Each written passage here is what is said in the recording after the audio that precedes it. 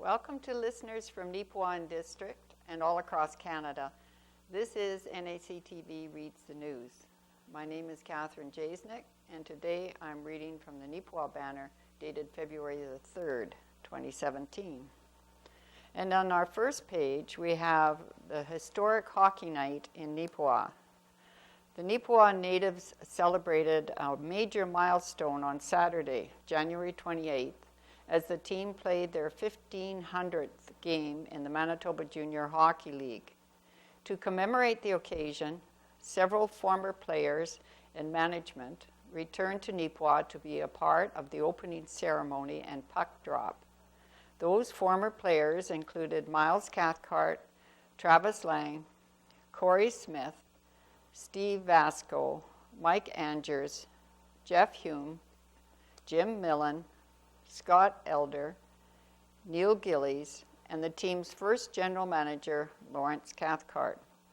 As well, 512 fans came out to the Yellowhead Centre to be a part of the experience and watch the Neepawa natives take on the Selkirk Steelers.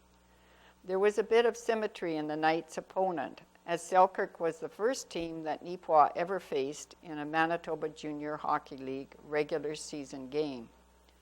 Though Neepawa lost that first showdown to the Steelers, it wouldn't be a case of history repeating itself on this night, as the natives earned a 5-4 win.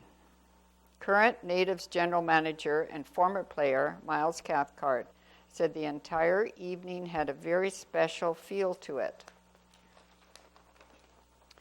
Everyone was really happy to be part of the 1,500th game. I know all the former players who were there were sharing stories about the good ties they have with the community and the team. It was a lot like the old days, a very special positive atmosphere in the arena, noted Cathcart. It's interesting to come full circle myself, as I was a player and my dad, Lawrence Cathcart, was the first GM. Now I'm the general manager, and I'm seeing these young men now chase their hockey dreams just like we all did back then, growing as both players and people. It's very nice. Cathcart said the night was more than just a player reunion. His former billet families and other supporters of the franchise over the years came back to witness history. He said a lot of people have moved on from the team and came back to realize it was something special here. We heard stories from players, coaches, families about how this team seemed to have a different feel to it compared to other teams, other communities. Maybe it was the fact we're a smaller community, and that's given us a greater sense of camaraderie. It creates a connection, stated Cathcart. Then, over the years, the connection stays strong. You have billet families invited to weddings for former players because they truly became part of the family. For example, Mary Ellen Clark has been, I believe, to every wedding that every player she billeted has had. It's more than a hockey team. And they have a nice picture up at the top here with the native alumni on the ice for the ceremony before the team's game on Saturday. And back at the front we have former members all standing there from the Neepawa Junior A hockey team at the arena. And in the very top picture, we have Miles Cathcart, Travis Lang, Corey Smith, Steve Vasco, Mike Angers, Jeff Hume, Jim Millen, Scott Elder, Neil Gillies, and Lawrence Cathcart. And then on the left, we have Neepawa's first general manager, Lawrence Cathcart, at the ceremonial puck drop with the Steelers captain, Taylor Fisher, and Natives captain, Reagan Buchanan. And above right, we have a young hockey fan taking a closer look at the picture of the very first Neepawa Natives roster. So that was a very interesting night for everybody. And we have a big birthday for Finkowich. On January 27, Gregory Harry Finkowich celebrated his 106th birthday, surrounded by friends and family. About 50 people attended the party, held in the multipurpose room at Country Meadows in Neepawa. Well wishes also came in the mail. Finkowich received 7 certificates, including one from the Queen. Following some speeches, Finkowich spoke, thanking all those who attended. Olga Duncan, his daughter, said he was impressed with the turnout, including some old friends from Glenella, where he lived from 1938 until moving into Country Meadows about 2 years ago. Duncan says her dad is still in good health and looking forward to next year's birthday. And there is a picture of his huge, big birthday cake. And how exciting is that for him? The Police Academy is still looking for hosts. The Police Academy Older Adult Division, an educational initiative which aims to teach seniors essential skills to keep themselves safe, is looking for communities interested in hosting the program. The program can cover 12 topics, such as elder abuse, planning for your future, personal safety, frauds and scams, safety aid, medication safety, emergency preparedness, fire safety, safe banking practices, substance and gambling abuse, safe driving, and scooter safety. Brenda Ton of Plumas, the Rural Resource Coordinator for the program, said they are looking for any interested hosts willing to put on and coordinate the event with her assistance. Hosts can be individuals or groups in any community, large or small. For more information about the program, see the January 27th edition of the Neepawa Banner, which we read last week, or contact Ton. And there's an NHL hat auction on Saturday, February 11th at the Neepawa Curling Rink Lounge.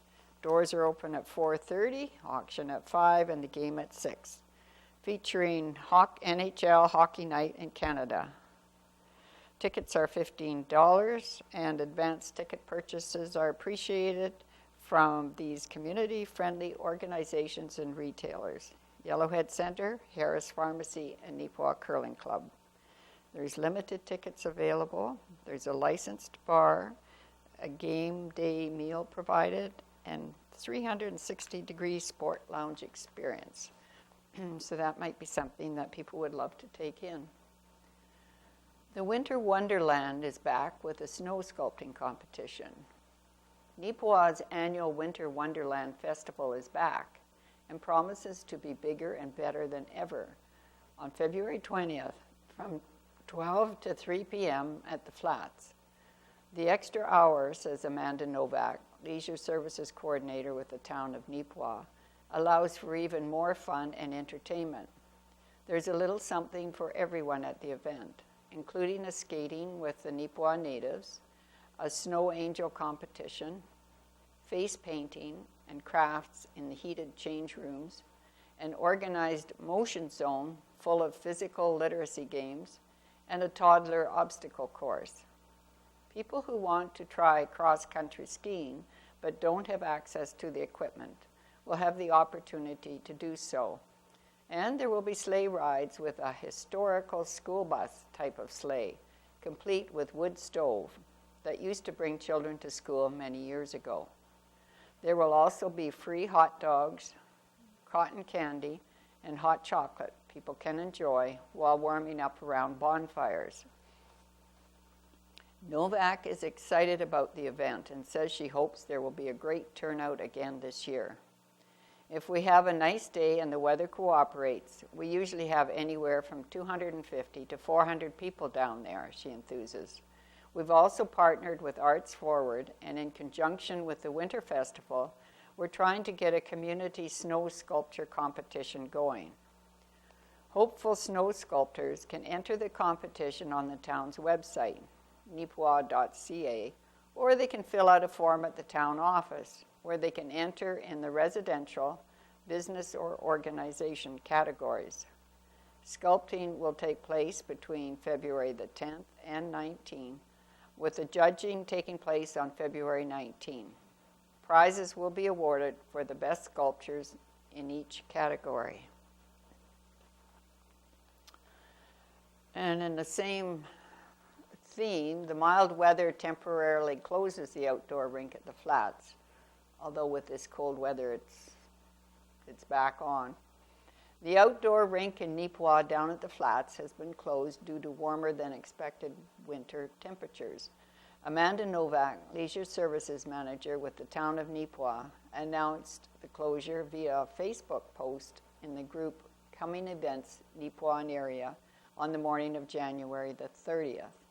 The warm weather the prairie provinces have been experiencing at one point or another this winter is thought by climatologists to possibly be a result of a warm Pacific air pattern. The unusual pattern, replacing the normal Arctic wind that we typically experience at this time of year, has led to several warm weather records province-wide, including in the communities of Gillam, Island Lake, Lynn Lake, and Thompson. But it's not just the northern areas of Manitoba that have seen balmy weather. Winnipeg experienced a record-breaking weekend of warmth between January 20th and 22nd. Terry Lang, a meteorologist with Environment Canada, says that another deciding factor on whether a Canadian winter is cold or mild is usually the jet stream, which normally sits to the south of the country. Anything above the jet stream is cold, while anything below is milder. This year, she says, the jet stream has been moving more than usual. It's certainly been a winter of extremes, she explains. We're having fun trying to chase this pattern. Lang goes on to say that usually warm weather like this can be attributed to El Nino, which happened last winter, and which is typically followed by La Nina, which brings colder weather the following year. But this year, La Nina hasn't shown up. Lang advises that Manitobans can expect more of the same mild weather interrupted by infrequent bouts of much colder temperatures. But Novak isn't too worried about the weather, even though the town of Neepawa's Winter Wonderland is right around the corner on February 20th, with the Neepawa natives set to skate with local revelers at the outdoor rink. Last year around this time we had the same problem, Novak attests. We've only had 1 year where we couldn't do anything because there was a terrible blizzard. Novak says that once the barricades are off of the ice at the skating rink, the public will know they're allowed back on the ice. Until then, she says, people need to stay off of it, or they'll end up damaging both their skates and the skating rink. And Helen Drysdale's out of Helen's Kitchen, and today it's Yorkshire pudding. This year, Canada is celebrating 150 years since Confederation. I thought I would spend the next several months showcasing some old recipes in Canada's honor. I planned to start at the 1867. However, I discovered that the Beautiful Plains Museum has several cookbooks that predate that. Domestic cookery for the use of private families was a publishing sensation in the early 1800s in England. Written by Mrs. Rundle, a lady, it taught readers how to make pigeon pie, brew beer, bake cakes, cure baldness, make hare soup, as in rabbit, using an old hare good for nothing else, and much, much more. First published in 1806, the best-selling book had many more editions through the 1800s. The copy in the museum originally belonged to the grandmother of Ida Lee and Ina Simpson. Its recipe, Yorkshire pudding, on the hearth, a pan of pudding was placed underneath the spit of roasting meat. The drippings fell into the pan, and thus Yorkshire pudding was born. Traditionally, the pudding and gravy were served as a first course to help fill one up before the meat course. Yorkshire puddings are a classic British dish, usually baked in a metal pan. However, I like to do mine in muffin tins.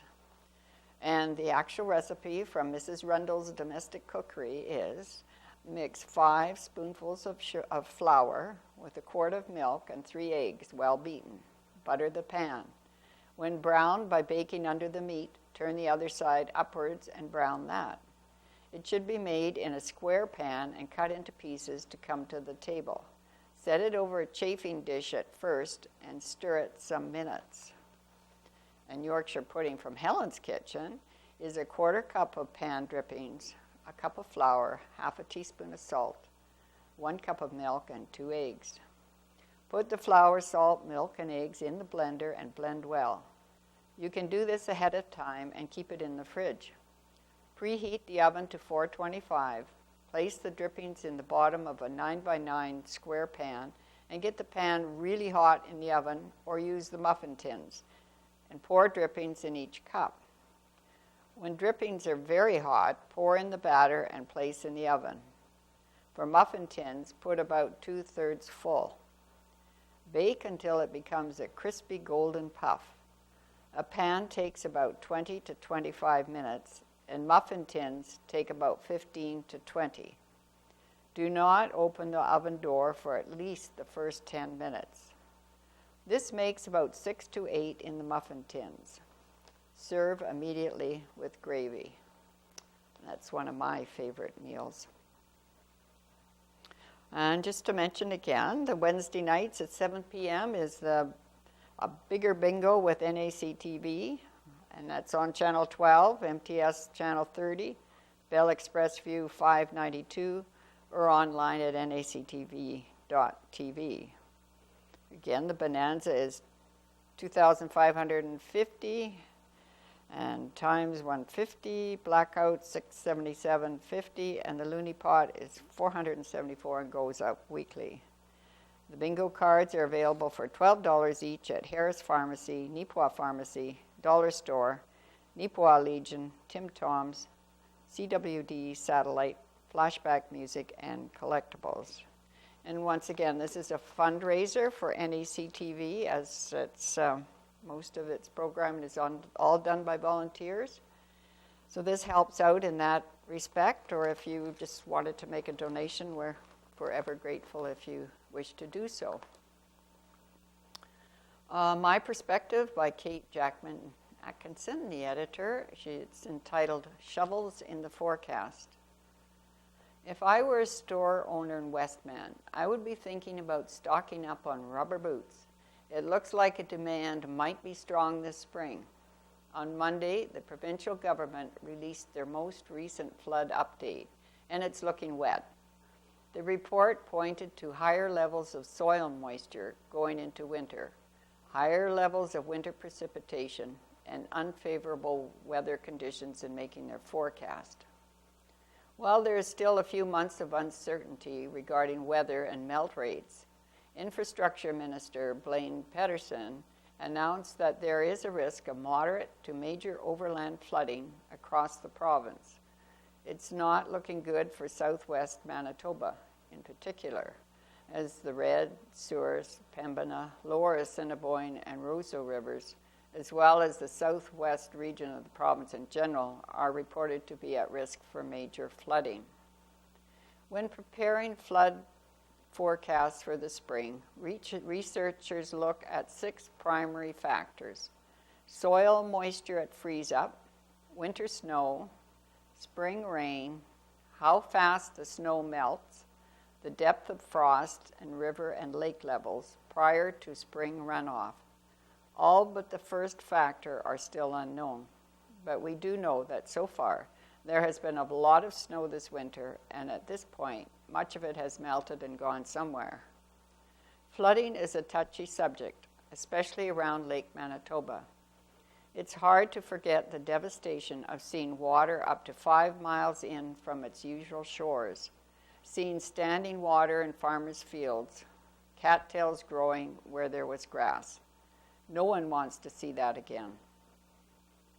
Last fall, a review of the province's flood control guidelines was made public.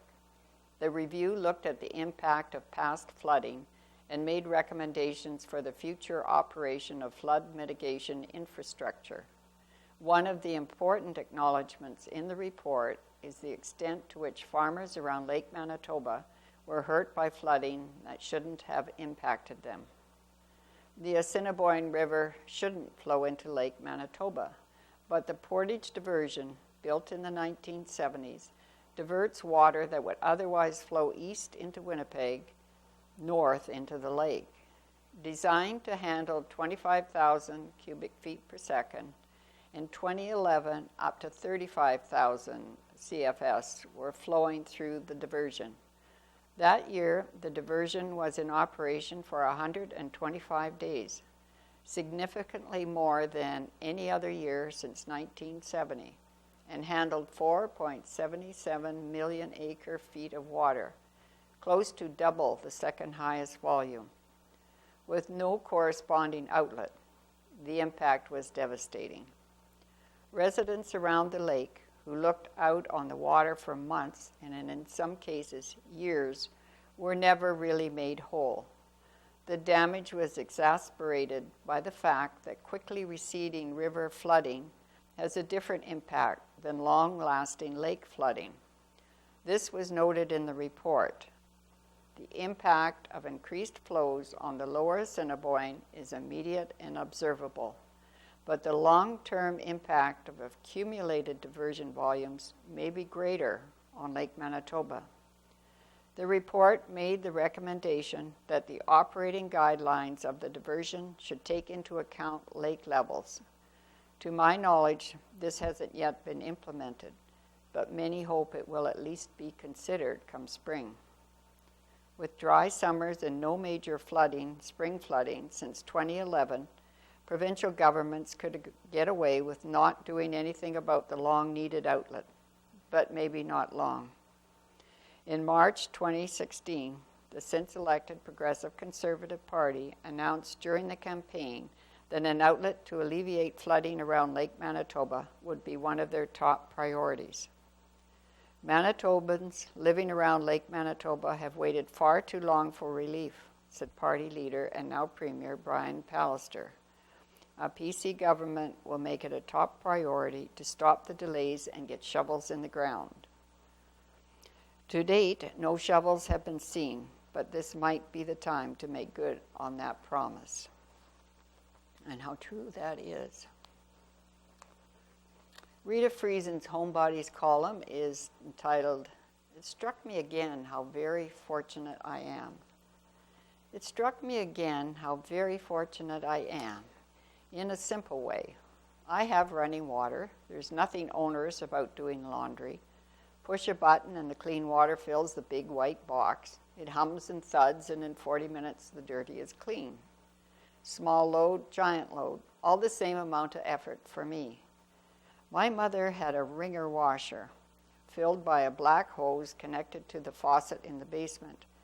She also believed very strongly in pre-scrubbing socks on the glass washboard. More than one home incident involved a child and a wringer. Curiosity sometimes has a price. If the clothes were not fed through carefully, they could wrap around the wringer, and if the system worked, it popped open.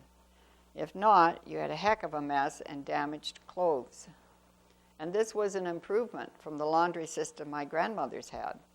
They hauled and heated the water before even starting the process. The big galvanized tub gave way to rocker washer, and that gave way to a swish washer operated by a stationary engine. The heaviest laundry day was for the family of 14. Grandma raised 12 children with hired help often living in. So now it is simple, me, one person, and all I do is push buttons or turn dials. Saturday baths have gone through the same changes. Today I step into a shower whenever I want. Handrails for safety and lovely adjustable shower head. All I do is turn on the taps and watch my step. My earliest memory of bath time was that of a big old galvanized tub on the kitchen floor. Saturday night, water heated on the wood stove and thrown out after the last household member had utilized it. I was 10 or so when the house burned down, and in the new one, we had running water, first in the kitchen, and then when times got better, the bathroom. No shower, but the wonder of running a bath more than once a week is fresh and fine. My mother taught us how to take what she called a bird bath, a sink full, not a tub full, and strategic cleansing midweek. I don't want to imagine what it was like for my grandmother. How would you keep 12 children clean? My guess is that in summer, the big farm pond would be an asset. One set of grandparents had a cistern under the house with a hand pump off the kitchen sink. All household water came from this. The other grandparents had a well under the porch floor and a hand pump at a sink nearby. An improvement to going outside to haul water in summer and winter. Drinking water changed a great deal as well. I grew up with well water, thrived on well water, and miss well water. Have not gone to bottled water or buying jugs of water. Couldn't face my grandparents if I did. It's always an interesting column.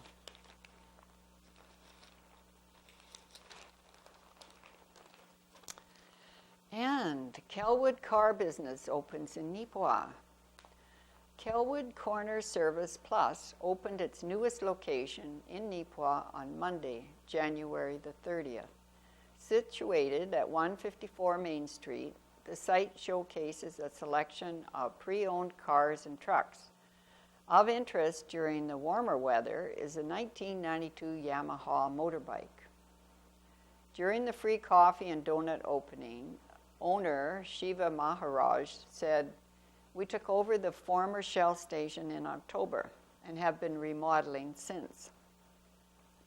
The shop should be completed by the end of February with a licensed mechanic available. We offer vehicle sales and service with guaranteed financing. Our business in Kelwood continues with sales and service, tires, auto repairs, and towing. Maharaj said that operating hours in Neepawa will be 9 a.m. to 6 p.m. Monday to Saturday. We plan to organize a grand opening in early summer. I am pleased with local response. 20 test drives were arranged today together with one vehicle sale, said Maharaj. And we have a couple of photos here, one showing the 1992 Yamaha motorbike in the dealership building, and one of Shiva Maharaj, the owner, at his new location in Neepawa. It's nice to see that corner being occupied. A tragic death with a silver lining. For the second time in 24 years, this reporter has had to announce the tragic passing of someone by means of a house fire. The first was for Ricky Ben, right in Rivers, on January the 25th, 2002, and this one for Bert Clooney in the Spring Valley District, southwest of Rivers, 2 miles west of Dearborn Colony. William Albert Bert Clooney was born February the 5th, 1926. He died 8 days before his 91st birthday. His death was not related to old age or the wood stove he used to help heat his home, which some have suspected. An official statement from the fire commissioner has not yet been released, but son Pat Clooney, who lives within viewing distance of Bert's home, told another media source it was likely wiring. They figure it was the electrical panel. When my neighbor got there, the whole front porch was on fire, not the kitchen, where the wood stove was. The call came to Rivers Daily Fire Department at 6:48 a.m. Saturday, January 28. When they arrived at the farmyard, Dearborn Colony was there fighting the fire as best they could with their water truck. Mutual aid assistance was also called from Whitehead. By 1:30 p.m., the fire was considered under control, though local department members remained on scene to monitor hot spots and flares until supper. Bert was found at his bedroom door, and though the manner of his death is sad, he was granted his wish. More than once he told this reporter he was never going to leave his farm and that they would have to carry him off it.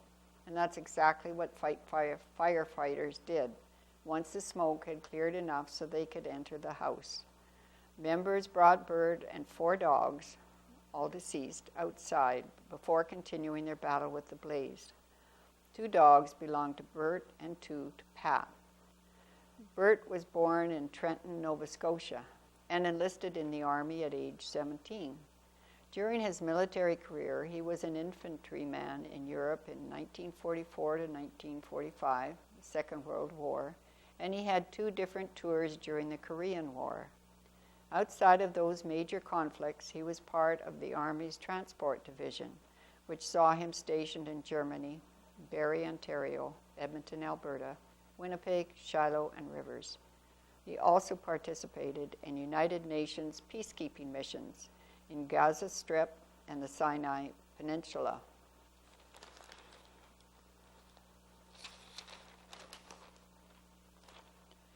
He had a 5-year logging career between the wars, and following his military retirement, the hobby farm became a full-time occupation. Upon his first transfer to Rivers in 1953, he met Eileen Lindbergh. They married a year later. While Bert was in Egypt in 1960 to 61, Eileen moved from Winnipeg to her parents, 1 mile from the farm where Bert and Eileen lived, and during that time bought some land from her father. When Bert returned from overseas, they moved the building at the bottom of Old Baldy, the hill north of Dearborn Colony, to the farm, and that was their original house. Bert built a few additions over the 52 years of living there.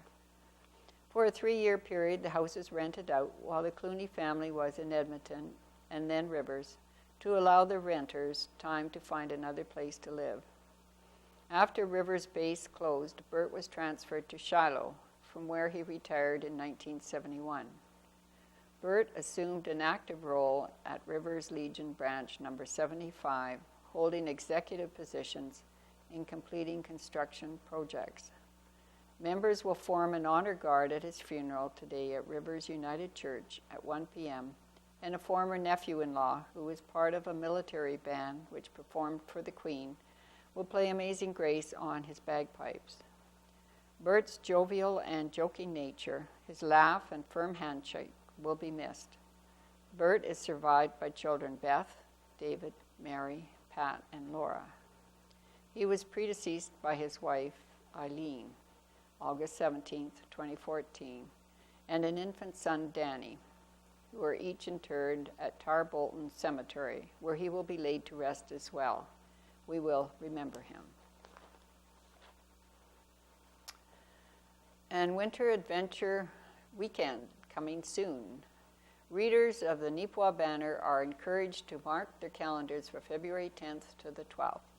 Riding Mountain National Park is partnering with Friends of the Riding Mountain National Park and Clear Lake Country to put on Winter Adventure Weekend. There will be a variety of activities taking place, including a southern barbecue, maple syrup rolling, cross-country skiing, skating, guided snowshoe, OHL annual hockey tournament, and in particular, the Canada 150 Heritage Hockey Game, taking place on Saturday, February the 11th. This event, hosted by Parks Canada, will commemorate the 1933 Relief Camp All-Star team. One of the players was Walter Turk Broda, who went on to be one of the most successful goalies in NHL history. The game starts at noon and will be played between the OHL and the NPC All-Stars on the surface of Clear Lake. There will be warm-up stations, hot chocolate, and a green screen where visitors can take their picture with a historic 1933 hockey team. And they have a photo here of the 1933 Relief Camp All-Star hockey team. That's a very nice idea. And the Neepawa figure skating completes in Morden. We have several photos. At the top left, we have the beginner 1 team, and we have the back row, Olivia Kosilny, Peyton Campbell, Coach Cynthia Chartrand, Dimitri Smith, Alyssa Thompson, and Tia Campbell. Front row, Ava Wachowski, Ali Pollock, Bailey Produski, Aniki Shepper, and Jaden Defoe. And the top right, the pre-novice team, back row, Brooklyn Chartrand, Cecily Holm, Jenna Beaumont, Haley Lindsay, Ali Jakubowski, Kara Ellis, Caitlin Stevenson, and Coach Cynthia Chartrand. And the front row, Claire Tomanico, Annika Atke, Carissa Ellis, and Simone Lavasseur.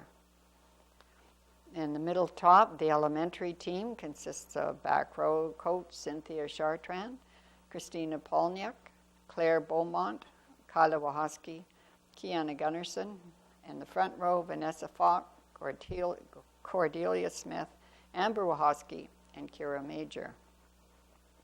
And at the very bottom, the beginner 2 team with back row coach Cynthia Chartrand, Ivory Gehring, McKenna Sumner, Sarah Thompson, Claire Nicholson, Kate Bullison, Ashley Laus, and the front row, Alyssa Nadeau, Ashley Bray, and Lena Stadnick. And that is their figure skating group. They have a very good group of skaters there. And the Neepawa Natives 2016-2017 team roster, I'm just going to name the names and their hometown and their age. It's very interesting to hear where they're all from on the team here in Neepawa, and their ages are quite surprising. Ashton Anderson, hometown Rivers, Manitoba, age 19. Braden Binda, hometown Steinbach, Manitoba, age 18. Josh Blondeau, hometown Gladstone, Manitoba, age 19. Reagan Buchanan, hometown McCreary, Manitoba, age 20. Noah Carson, hometown Monticello, Minnesota, age 18. Dustin Howden, the head coach. Griffin Chalaboga, hometown Arborg, Manitoba, age 18. Tyler Gutenberg, hometown Brandon, Manitoba, age 20. Zach Johnson, hometown Green Bay, Wisconsin, age 19. Cruz Listmeyer, hometown Winnipeg, Manitoba, age 19. Peyton Malcolm, hometown Winnipeg, Manitoba, age 16. Ryan Mene, the assistant coach. Bradley Marshall, hometown St. Rose de Lac, Manitoba, age 17. Jordan Martin, hometown Winnipeg, age 19. John McCammon, hometown Winnipeg, age 19. Justin Metcalf, hometown Winnipeg, age 19. Matthew Millen, hometown Killarney, Manitoba, age 19. Miles Cathcart, the general manager. Nolan Richards, hometown Winnipeg, age 19. Evan Robert, hometown Oakdale, Minnesota, age 20. Nick Schultz, hometown San Diego, California, age 19. Josh Zilski, hometown Maidstone, Saskatchewan, age 18. Samuel Stewart, hometown Winnipeg, age 16. Byron Billett, Director of Player Personnel. Skylar Thorstenson, hometown Winnipeg, age 18. Riley Vautour, hometown Stony Mountain, Manitoba, age 18. And Derek Pearson, Trainer and Marketing Director. It's very interesting to find where they're all coming from, and hopefully they're enjoying the community in Neepawa. I'm going to just go to the obituaries right now because we do have a number of them, and I would like to have them read for this week. The first is Doreen Margarita Small. Doreen Margarita Small passed away peacefully on January 24th, 2017 at the Neepawa Hospital at the age of 84 years. Doreen was born February the 9th, 1932 at Marchwell, Saskatchewan, the second of 4 children. She grew up on farms in the Marchwell area, attending local schools and helping on the farm, most notably driving the tractor on the binder, then attending high school at Langenburg. In 1947, the family moved to a farm in Binscarth, Manitoba. Doreen remained at Langenburg, finishing high school and working in a restaurant. The following year, she took teacher training at Normal School in Winnipeg. Doreen then took a teaching job at Ayr School in the Mequon district west of Gladstone. She also taught at Havelock near Minnedosa and at Preston near Gladstone. It was at Mequon where Doreen met Eddie Small. They were married in Russell on July 12, 1951. They farmed at Mequon and raised their two sons, Guy and Brad. Later, Doreen drove a school bus and then in 1974 became employed in the office of the Pine Creek School Division in Gladstone, retiring in 1991. Doreen enjoyed spending time with her family and grandchildren and was always interested in their activities. She liked gardening and growing flowers, and in spare time knitted and did jigsaw puzzles. She enjoyed sports like curling, golf, and bowling. She was a longtime member of the Gladstone Curling Club, Gladstone Golf Club, and Gladstone Legion No. 110. She served as president of the Gladstone Golf Club and was district chairman for ladies golf. Also, zone chairman for senior ladies curling and for Golden Gals curling. She served on several positions with the Ladies Curling Club, including president. In 1996, she was awarded a life membership of the Ladies Curling Club and an honorary life membership of the Golf Club in 2008. Doreen and Eddie retired from the farm to Gladstone in 2009. She continued to golf and bowl and watch curling at the rink, as well as watching curling and golf on TV. Doreen was predeceased by daughter-in-law Lee Ann, brother-in-law Vic Parr, sister-in-law Mary Campbell, and nephew Lyle Campbell. She will be lovingly remembered by husband Eddie, sons Guy of Gladstone and Brad of Winnipeg, grandchildren Leslie and Eric, Jess of Winnipeg, sister Thelma Parr of Russell, brothers Alvin Miller, Hazel of Russell, and Lauren Miller, Louise of Binscarth, as well as numerous nieces and nephews. Cremation has taken place. A family graveside service will be held at a later date. If friends so desire, memorial donations may be made to the Gladstone Curling Club, Gladstone Golf Club, or the Manitoba Lung Association. Donald George Cox. Don Cox passed away suddenly on January 24, 2017, with his family by his side at St. Boniface Hospital after a lengthy illness. Don was born April 6, 1947, in Neepawa to Harry William Henry Cox and Hazel Carmichael. He was the second of 4 children. His elder sister, Marnie, was born in 1944. Edith arrived in 1951, and his brother Ray was born in 1953. The family lived in Neepawa until April 1954, when they moved to the farm, northeast 261415 West, 2 miles east of town. All his education was taken in Neepawa, but he would rather be outside working at home than going to school. He enjoyed the life of a young boy on the farm with his siblings and cousins. In his early teen years, he helped his father in the summer evenings, sawing lumber from trees logged during winter months. In April 1966, when Don was 19, his father Harry passed away.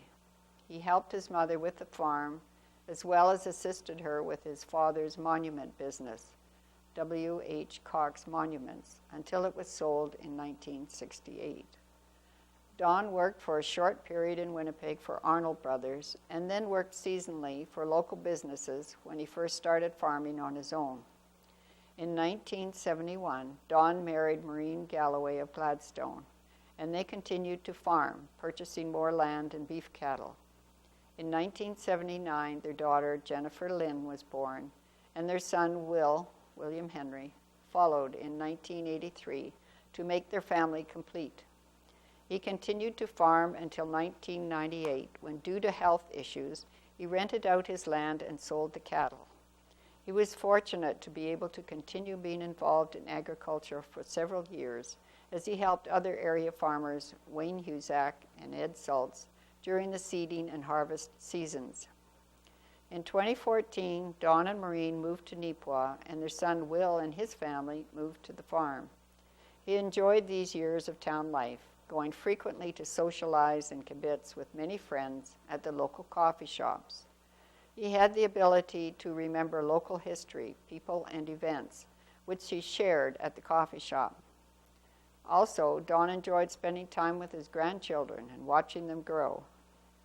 Don was predeceased by his father, Harry, in 1966, mother, Hazel, 1986, brother, Ray, 1990, sister, Edith Renwick, 2000, sister, Marnie Charles, 2010, father-in-law, Claire Galloway, 2002, mother-in-law, Peggy Galloway, 2016, brother-in-law, David Galloway, 2004.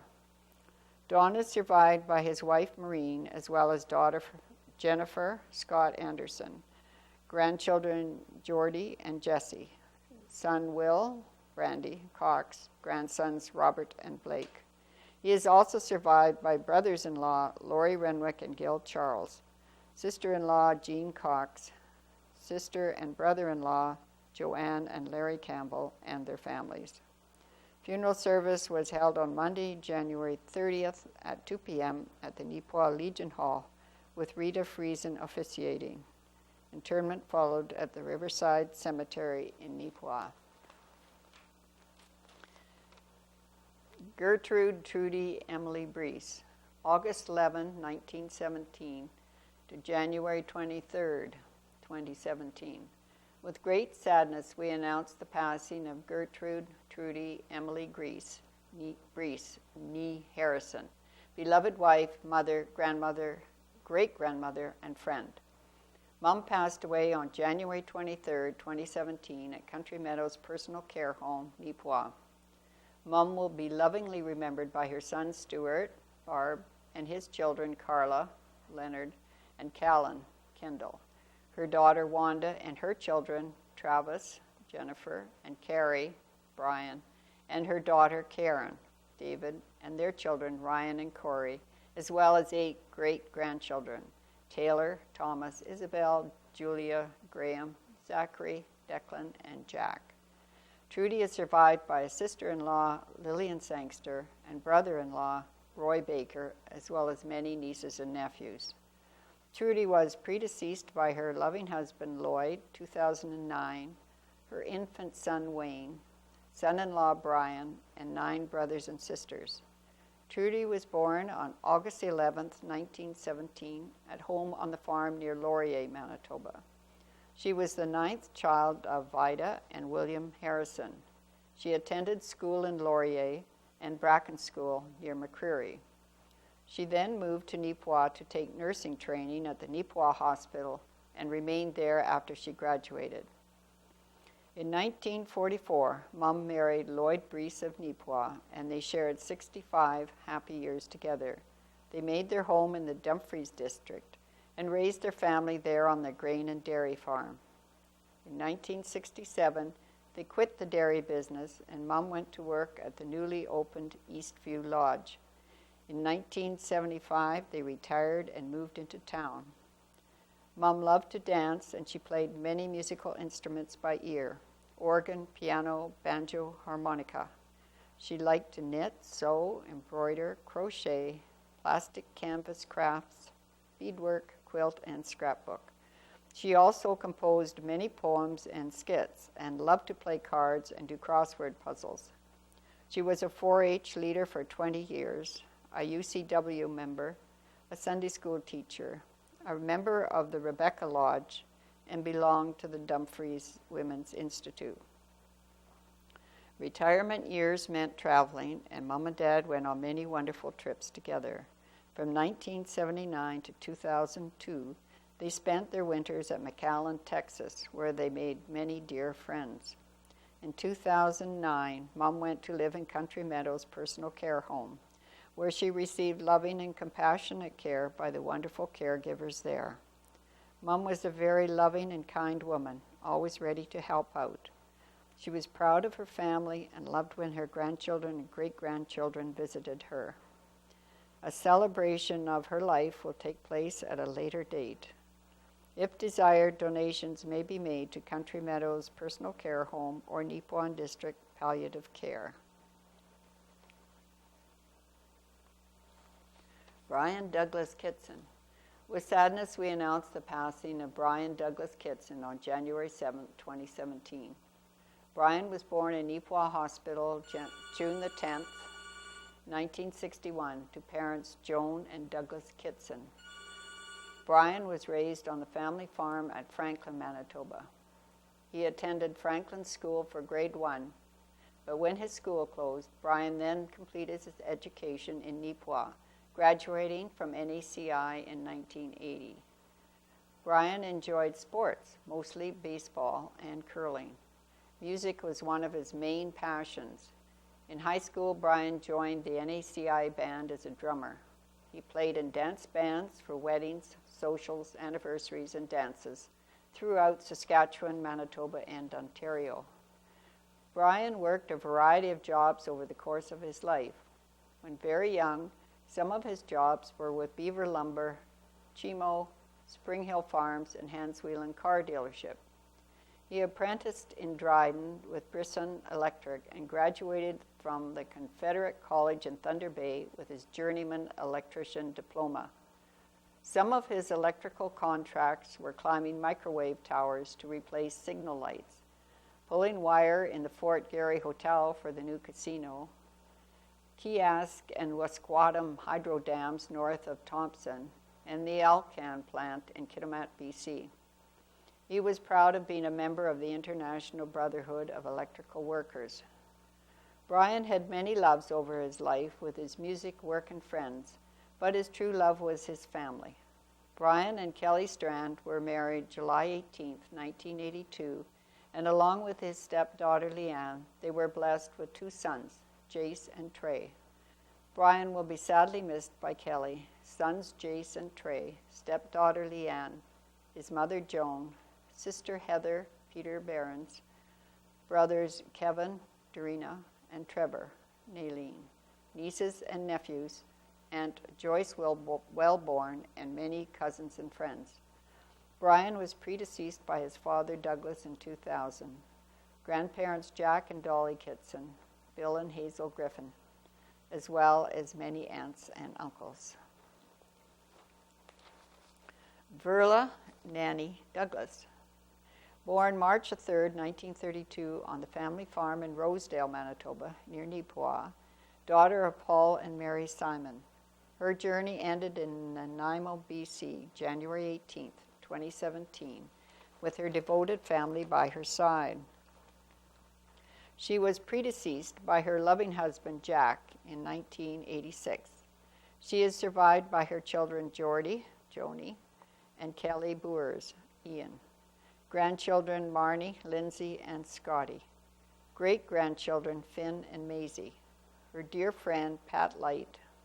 Sister Jeanette Monkman, cousins, and many nieces and nephews. Verla moved from Winnipeg to Nanaimo in 1986 after retiring from Moore Business Forums. Throughout her relocation from Winnipeg to Nanaimo, she remained involved with Eastern Star. She proudly accepted her 50-year pin for dedicated service in the Order of the Eastern Star this past year. As well, she took great pride volunteering to prepare cancer dressings for post-op breast cancer patients. Nanny loved curling, golfing, playing bridge, and oil painting. She especially enjoyed watching hockey, The Young and the Restless, and Dancing with the Stars. Affectionately known as Nanny, her laugh was contagious and her smile filled your heart. Her thoughtfulness was evident in her ability to connect through letters, cards, and phone calls. Nanny created special memories with each of her family and friends. She will be dearly missed, but as Nanny always said, life is for the living. As a family, we would like to thank Dr. Beth Hepburn for years of excellent care. A celebration of life will be held April the 2nd, 2017 at the Nanaimo Golf Course from 2 to 5 p.m. Please dress in bright and joyful colors. In lieu of flowers, we ask you to make a donation in Verla's memory to the BC Lung Association. William Bill Lamont Jardine, May the 1st, 1948 to January 15, 2017. With heavy hearts, we announce the sudden passing of Bill Jardine at his favorite place, the farm. Bill was the oldest of 5 children, born to Claire and Jean Jardine of Brookdale. He attended the Brookdale Schools and Brandon University, receiving his BA. Farming was his passion, which he did right up till the end, though he always felt he was born a generation too late. He was predeceased by his parents, Jean and Claire, his father-in-law, Bill Sangster, brother-in-law, Leonard Wark, nephew, Aaron Jardine, very special aunt, Lois Bridges, his grandparents, and many aunts, uncles, and cousins. He leaves to mourn his wife of 45 years, Lee, son, Chris, Barb, Avery and Dane Jardine, Bakerville, Alberta, daughter, Michelle, Roger, Ryan, Matthew, Derek, Dustin, Allie, Fry, Forest, Manitoba, brothers, Glenn, Donna, Danny, Neil, Barb, sister Catherine, Albert Bays, mother-in-law Lillian Sangster, sister-in-law Kathy Wark, brother-in-law Don, Elaine Sangster, sister-in-law Barbara Jardine, plus many nephews, nieces, extended family, and friends. Bill was an active member of the Masonic Lodge beginning in Brookdale, ending in Minnedosa. He enjoyed spending quality time with his grandchildren, giving tractor rides, playing games, and building his model trains. He was an avid reader, and no subject was off limits. Many enjoyable evenings were spent dancing at the Franklin Memorial Hall or having one more cup of coffee at the dining room table. Bill was returned home to rest in the Brookdale Cemetery on January 21st. In lieu of flowers, donations may be made to the Franklin Memorial Hall or a charity of your choice. And those are the obituaries. Welcome home.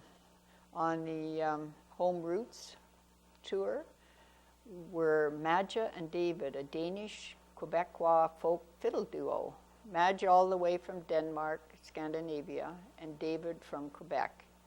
We have been a band since 2012, toured in Canada, Europe, and USA in about 12 countries, provinces, states, at festivals, big and small venues, house concerts, and camps. And we've also taught fiddlers of all ages in singing, fiddling, and dancing traditions from our two countries.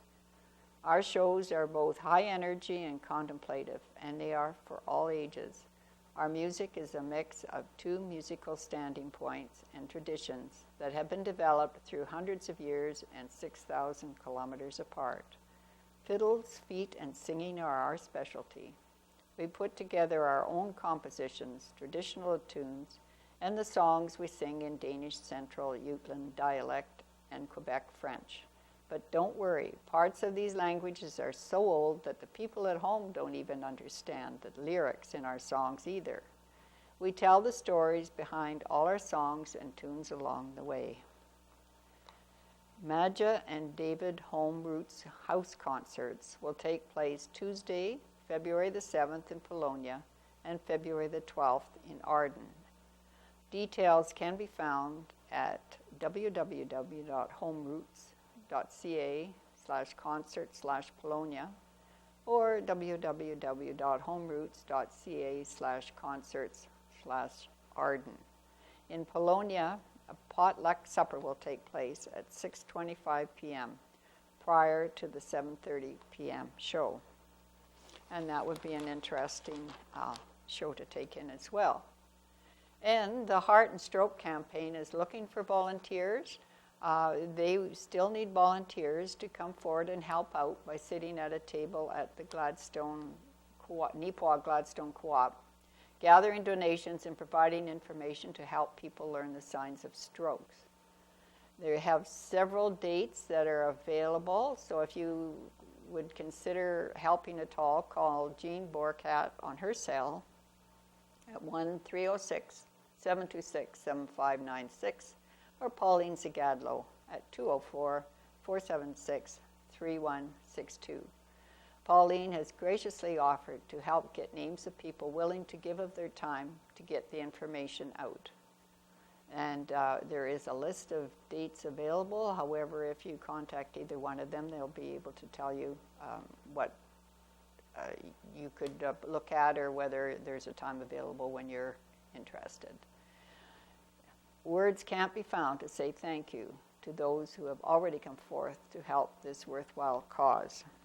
And hopefully they do get volunteers that will show up for that, because it's an excellent thing to do. We have very little time left. We just briefly can just indicate that the Farmers Baseball, I believe,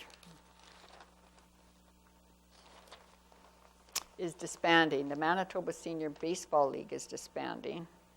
It's unfortunate, but they were down to about 2 remaining teams, so it is no more, and that's sort of the end of an era when you no longer have your senior baseball league performing. I remember watching them when I was very young as well, and they've kept on over the years. The Enns brothers had a wonderful weekend at the Falcon combined event at Falcon Lake Monday, and it combines the best young skiers from across the province. And that would be Zach and Josh Enns. There's a picture of them participating in it here. Zach placed 3rd in his age category, and on Sunday the biathlon races were held, with both competitors placing 2nd in their respective age categories. Both Zach and Josh are racing Nordic and biathlon event this year, but are more focused on biathlon. They are Nordic skiing out of the Neepawa Cross Country Ski Club and biathlon racing out of Birch Mountain Sports. We want to congratulate both of them for their exceptional results. That is an excellent result that they had. We are just about out of time. Unfortunately, we haven't got to most of the sports. We can let you know that the Neepawa natives are down to number 10 out of 11 on their ratings at the moment. But they're chasing the Dauphin Kings. The most recent loss was a 4-1 decision on Tuesday, January 31st at Dauphin's Credit Union Center. And before the Dauphin showdown, Neepawa had a pair of games at home this past weekend, one of which was the added significance of the 1500th game at the MJHL. And for that one, they earned an impressive 5-4 come-from-behind victory over the Selkirk Steelers, which is absolutely excellent. After the game, like the head coach, Dustin Howden, said that the never give up attitude of the entire bench is just what the coaching staff want to see. And it seems as though we're a team that never likes to do it easy, but we do seem to save the best for the last. And this was the one against the Selkirk Steelers. Everyone just got better as the game went on.